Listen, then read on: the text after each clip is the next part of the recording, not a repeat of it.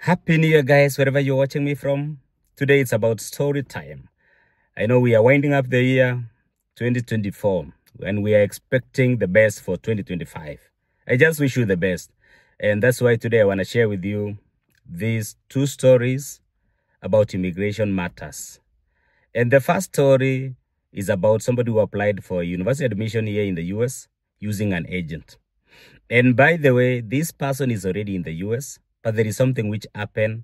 And that's why I'm going to share with you this story so that you may pick one or two lessons with it. Especially if you are thinking about applying for university admission in the US, UK, Canada, Australia, or any other part of the Western world using an agent. This is the right video for you. Okay, I know there are some good agents who really help people in terms of immigration or even applications.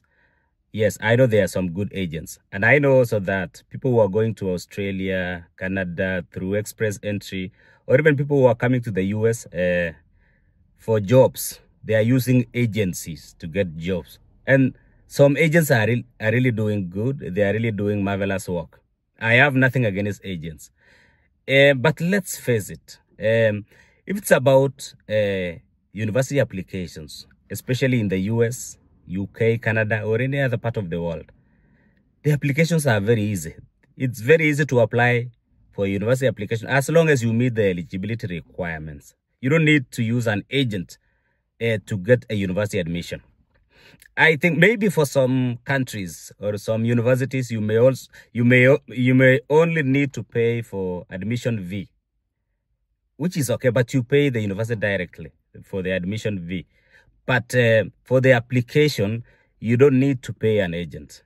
Unless, of course, you have extra money, you want to pay those agents. But it's up to you. However, if you decide to use an agent and you've agreed the amount you want to pay, make sure that you fulfill your part of the agreement. Yes, make sure you fulfill your part of the agreement and you pay because you agreed. And in any case, nobody forced you to use an agent. And as I have said, it's easy to apply for a university admission and you don't need to use an agent. You can do it freely. Maybe in some cases, you may need to pay for the admission fee, maybe $20 or $50, but it's okay. But generally, application is very easy. Yes. Okay. As for this story now, okay, let me say this. Even if you're using an agent, make sure you take full ownership of the application. Make sure the agent uses your own credentials or information. Make sure you take full ownership of the login details if you are using an agent. Now, coming back to this story. Yes, coming back to this story. There is this person, a young person from Kenya, who decided that, okay, I want to study in the US, which is okay. And I'm going to use an agent for the agent to apply for me the admission and then also for the visa application. And he decided to go to the office of the agent and they agreed. The agent told him, okay, I'm going to charge you 25,000 Kenya shillings, which is about 200, I think it's about $200 US. And they agreed that the prospective applicant atalipa 25,000 Kenya shillings. They agreed. Na nilikuwa nimesema sio lazima ulipe agent, but this person agreed to pay. Okay. And the agent applied for him university admission here in the US. Yes, here in the US. Now, while doing the application, agent, yes, used the credentials of the applicant, but for the login, he added the two-factor authentication, which required the use of a phone number. And the phone number was the phone number for the agent. I think the agent was so clever, he realized that, okay, if I give this boy full access to the account, this person may end up getting the visa and then may not end up paying the agreed amount. Those people are very clever. And by the way, agents, they've invested in the resources, research, with the equipment, so they do need the money. They are not doing it for free. Yes. So if you decide to use them, be careful. Take notes. So huyu kijana akaenda huko, they agreed $25 sorry, 25,000 Kenya shillings.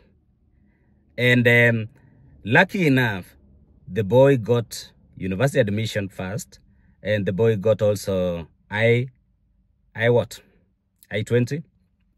And then also, eventually the boy went to the embassy and he successfully got a visa, which was okay. Now, after getting the visa, the boy decided now, okay, nimepata hii visa, I can easily fly to the US without even paying the agent. Okay. Being a Kenyan, I think, yeah. Okay.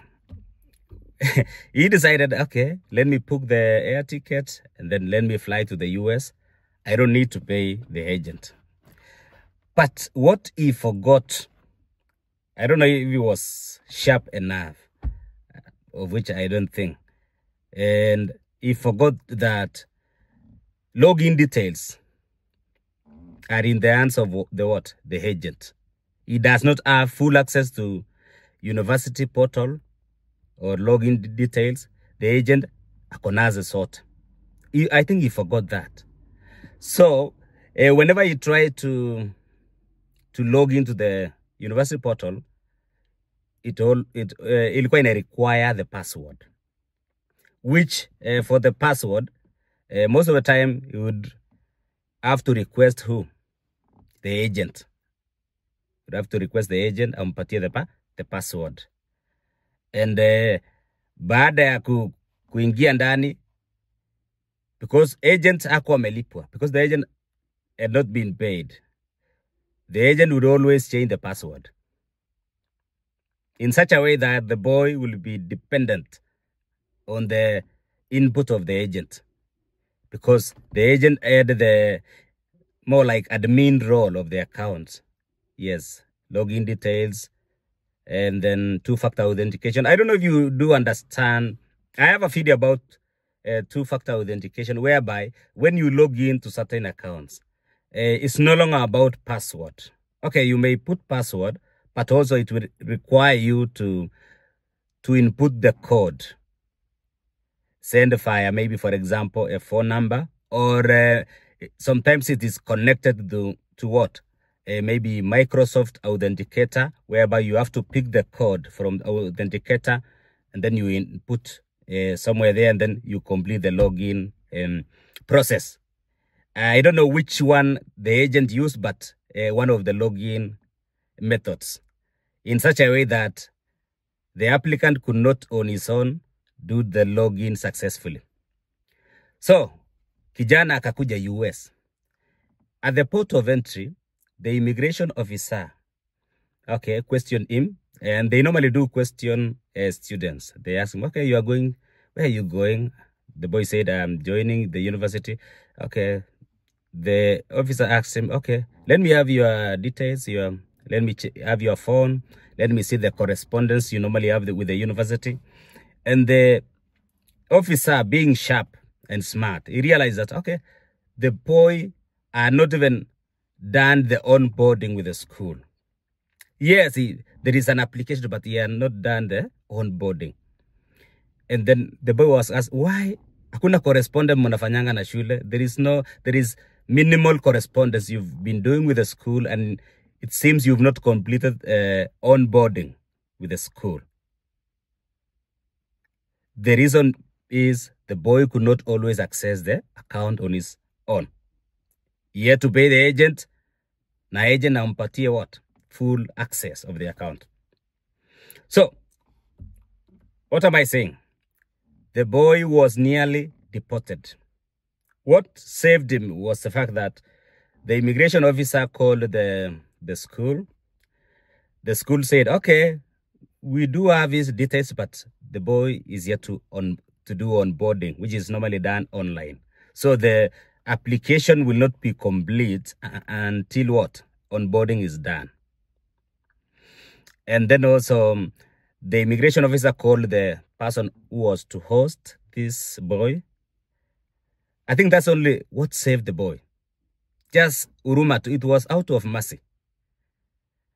Okay. And then also the boy was told, okay, now do the onboarding. Wasasi wa huyu kijana, the parents of this boy had to look for that agent and pay him the full amount, 25,000 Kenya shillings, which is almost 200 US dollars. I don't know. They had to pay. Na iliali walta kumruka agent. So, have you seen now, even ukitaka kumruka, you have to be smart. Don't be pedestrian. You have to be smart, especially about these online applications. Let me tell you this. As for online applications, most accounts or most websites, when you create an account, they will always require two-factor authentication with the use.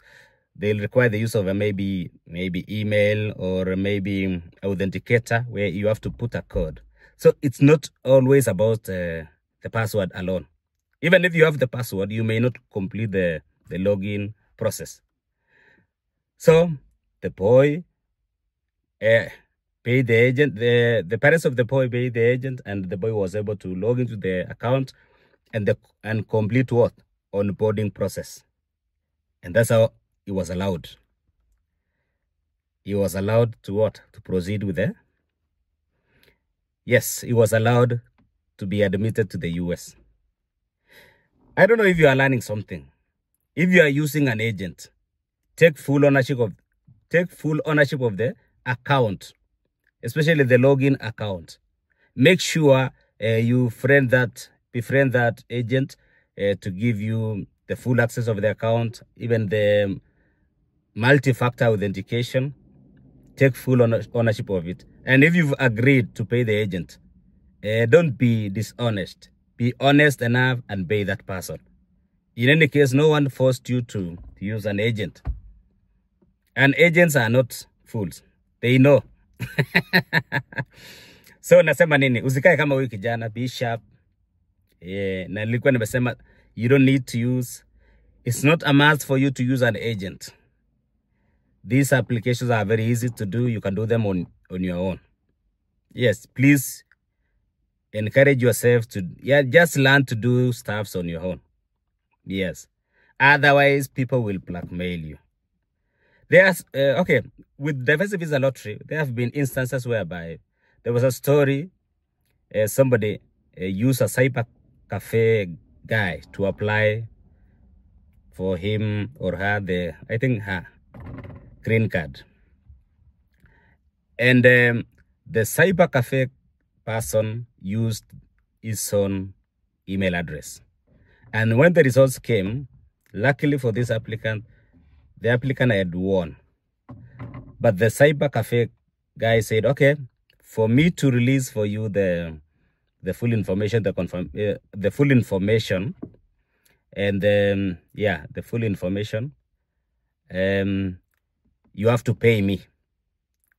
You have to pay me what? You have to pay me certain amount. I think it was like this one. I think the cyber guy had not even send the confirmation number to what? To that person. Na alikuwa ametumia email address yake. Personal, not the applicant. So there was the issue of blackmail. And the applicant ended up paying the cyber person the amount he wanted, so that he may continue and fill what? The DS-260. Yes, the DS-260. Remember, DS-260 is associated with the original email address you had used. It's just associated with that. And then also there is a confirmation number. Yeah, and that's it. So be careful whenever you are using third party to apply for your things. Take full ownership, and then make sure also you are there to see what that person is doing. Is that person filling the correct information? Because sometimes a cyber cafe guy may be applying for so many other people and may do the mix-up. May mix up information for this child, and so forth.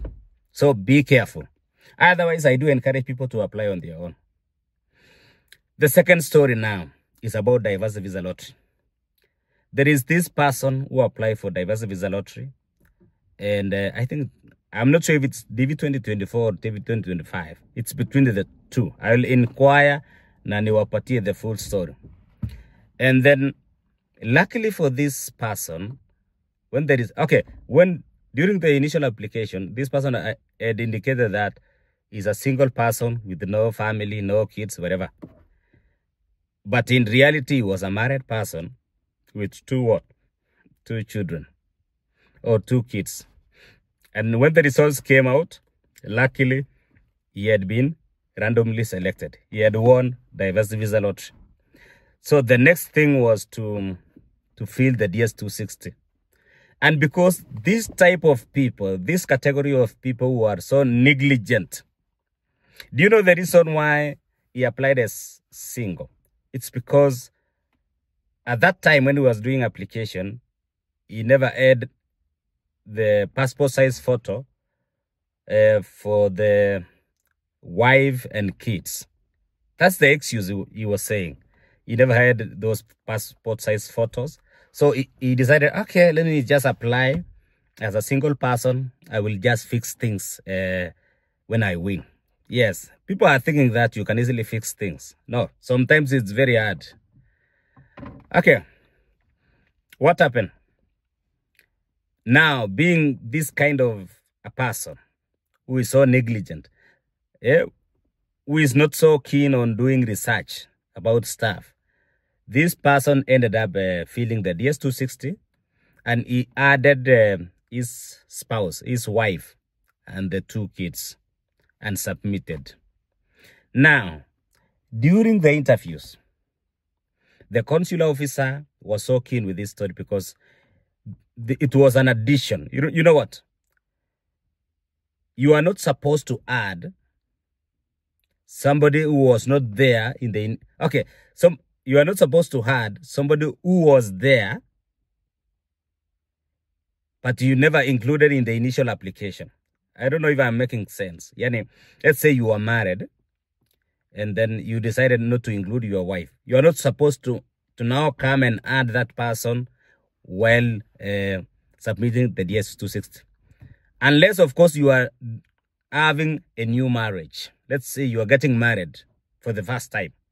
A new marriage, that's acceptable, it's okay. But if these people are already there, but you fail to include them, that's automatic disqualification. And this is what happened to this person. Because he added wife and kids. And when the consular officer saw, okay, this marriage certificate was even, okay, this marriage was conducted way before even the application period. Okay, this is the first red flag. Okay, the birth certificates for the kids. Okay, these children were born. Okay, and the father is, okay, this person. But this person had indicated that he is a single person while applying for the initial application. I mean, DV lottery. He was denied visa. Can you imagine getting visa denial because of negligence? Can you imagine getting visa denial because of ignorance? I can say ignorance. So, if you want to apply for anything, any application, make sure you include all the members involved. Make sure you do the research. Make sure you invest in internet, you invest in your phone, smartphone or computer, then do research and know what is required. Make sure you meet the eligibility requirements. Don't be that ignorant person. Don't be that negligent person. Ukae kama huyu mjamaa. Sasa this person lost a golden opportunity to immigrate to the US because of negligence. Because of ukumbafu. Wacha niite ukumbafu juu sasa. I don't know what I can say. Hata kama ujui, even if you don't know anything, you can ask those who've done that. You can watch YouTube channels of various people. I know this category of people, yes, is the kind of people who cannot even have some few minutes to watch a video about diverse visa lottery application processes, the requirements. Yeah, they don't have that time. They're just people who want to rush and apply, and they are assuming that things will even out. Let me tell you this. Here in the US, I have some friends who applied as what? As single.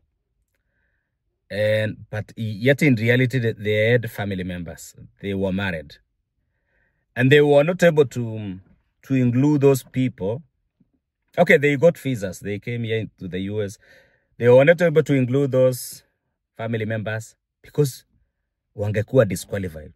They would have been disqualified. Now, it's very hard for them. It's so hard. Life here in the US can be so lonely. You need social support or family support. It can be so lonely. So for them, I don't know how they are able to bring those family members, because as a green card holder, they cannot be able to petition for these people, because remember, the government all the information. The government will always have all the information. So if you had indicated that you have no family, and then as a green card holder, you want to petition for this, it may be, I'm not saying it's not possible, it may be very hard, unless you become a citizen. And then also when you become a citizen, you may need, if you are initially married, you may need to marry again. Sijui sasa itafanyikaje. Yani, it's so complex. Itseme kama, if you had not married your wife officially, you have no marriage certificate, I think that could be easy, because you need just only to formalize that marriage, and then, yeah, you marry. So it's not easy. Hata nikifanya hivi si ati that's the ultimate solution. Even if I say this is not ultimate solution. The only solution, let me tell you this, is to prevent such things from happening. If you are married, make sure you apply as married, and you include every members of the family. Let me tell you my story. I was to apply for DV 2022, but I realized that, okay, we've been married. I'm a married man, but I don't have at that time, I don't have a marriage certificate. We were under customary, the local, customary marriage system for so many years. So, nikasema, hey, I don't have a marriage certificate. How? I don't want to apply without this important document. Let me wait so that I may apply for DV 2023.